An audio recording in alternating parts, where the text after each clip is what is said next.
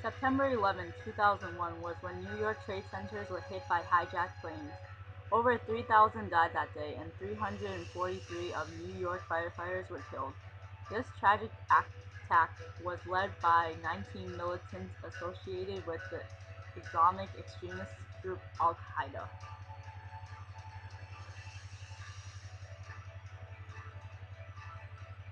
At 8:45 a.m., the first plane crashed in the North World Trade Center tower, which instantly killed many.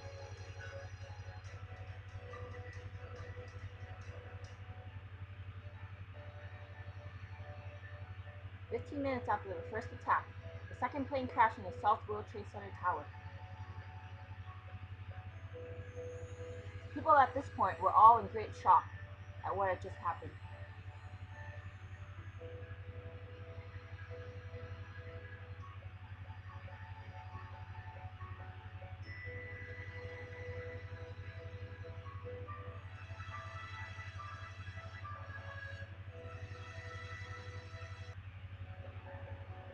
Then, at 10:28, the first building collapsed. The attacks caused a massive explosion that spread, burning debris over surrounding buildings and the streets below.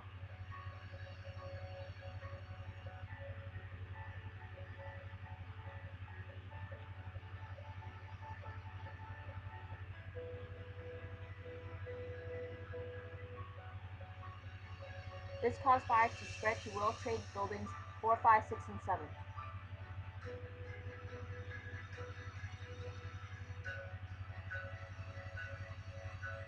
At 5:20, Building 7, which was New York's command center, collapsed. With New York City in chaos, many evacuated in ships and crossed Brooklyn Bridge.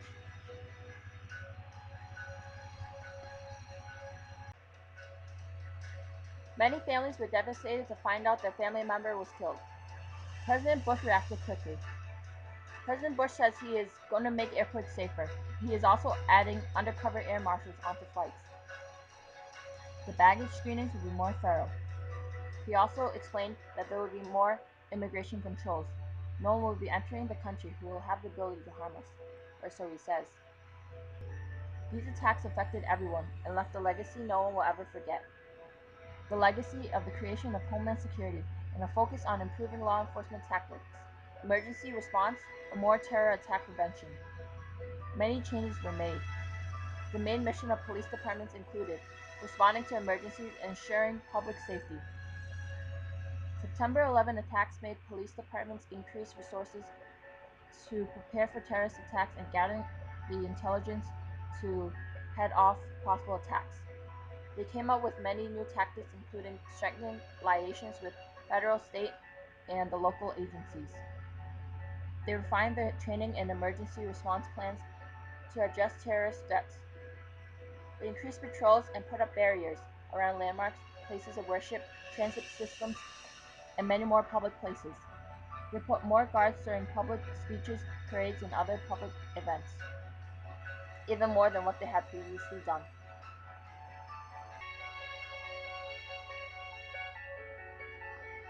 This created new counterterrorism divisions. Now they are also using new technologies such as X-ray-like devices to scan containers at ports of entry and sophisticated sensors to detect a chemical, biological, or radiation attack. It only took President Bush 11 days after the attacks to appoint Tom Ridge. He was appointed to be the Director of Homeland Security.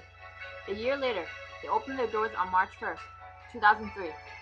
This new security tactic will allow the government to communicate with the people of the states better. He also hoped it would train first responders in case of another terrorist attack.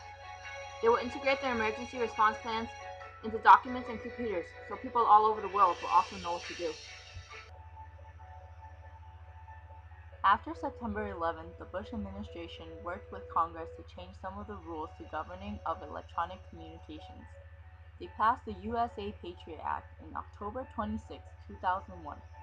It stood for Uniting and Strengthening America by Providing Appropriate Tools Required to Intercept and Obstruct Terrorism. It updated electronic surveillance rules, which were added to allow warrants to intercept individuals even when they frequently changed phones, and it granted access to internet communications. Not only did they enforce more rules to surveillancing, they also enforced security at the borders and to foreign travelers. For the past decades, the U.S. government has applied U.S. Visit. It's a program that captures fingerprints from all foreign travelers entering the United States.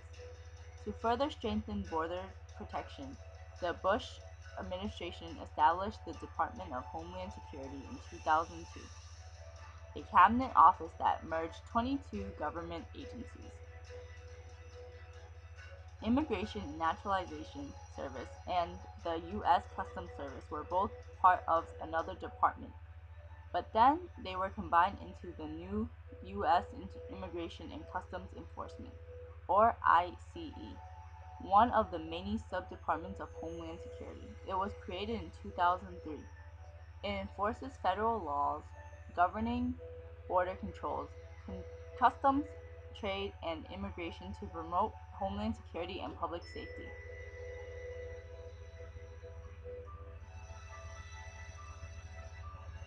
In November 2001, the Transportation Security Administration, or TSA, was established. They were tasked with appointing new security procedures and managing screenings at every commercial airport in the country.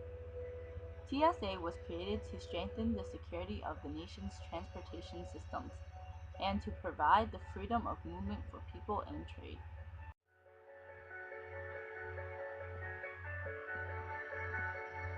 What they did was take a bunch of different organizations, Legacy Immigration Naturalization Service, INS, and Legacy Customs, who both worked at like port of entries, at the borders and such, and combined us. So the sharing of information was better.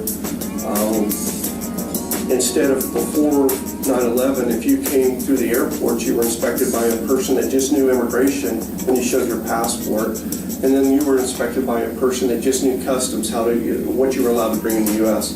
Well, now that one person can either inspect your passport or can inspect your luggage because he or she knows both jobs. We also have started pre-flight inspections where we're pre-inspecting people before they come to the United States. We're giving them pre-clearance.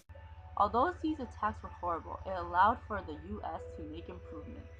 The U.S. has become a safer place to live because of it. And the lives that were lost did not go to waste. Families can live in peace knowing that their loved ones died for a cause that has helped America grow greatly. Terrorist attacks can shake the foundations of our biggest buildings, but they cannot touch the foundation of America. These acts shatter steel, but they cannot dent the steel of American resolve.